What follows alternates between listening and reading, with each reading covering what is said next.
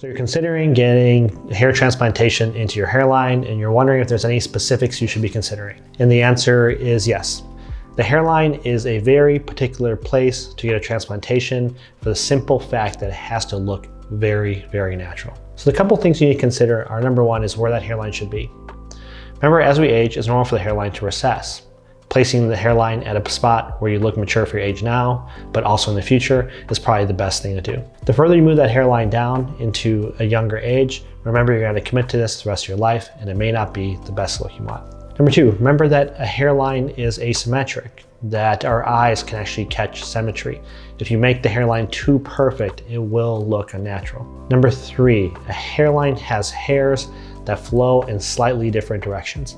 Hairs are never straight up at trees such that you can see directly through them as a row. They have a slight angulation that's different, and the only way to create that is by using what we call single hair grafts or micrografts. In the back of your head, hairs come in a couple of different ways. They're grouped together. They can be a single hair, a double hair, triple, or quadruple. Some even a little bit larger, but typically those four.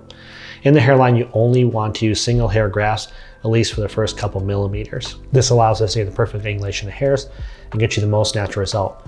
Having anything such as a 2 or a 3 will make the hair look like a sprout or a micro plug. Now, there is a limitation when you use single hair grafts. Remember, when we put these grafts in, they're not just the hairs, there's a little bit of tissue around them, so we can only pack them so close together. And when we do that, that means that with single hairs, with some distance apart, we may not be able to achieve totally natural density. And that's okay, for a couple reasons.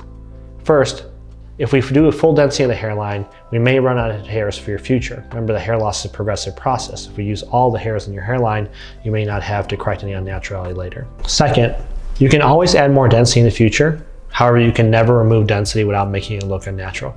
Therefore, it's better if you get a hairline that's appropriately built with single hairs with a little bit less density, and go back in the future and add density when you know it's safe to, versus having to pull hairs out. So that's what makes hairline so special. Not only is it an artistic component of where to place this hair and how to design a little bit asymmetrically, but also a technical component on exactly what types of hair you should use and how dense they should be.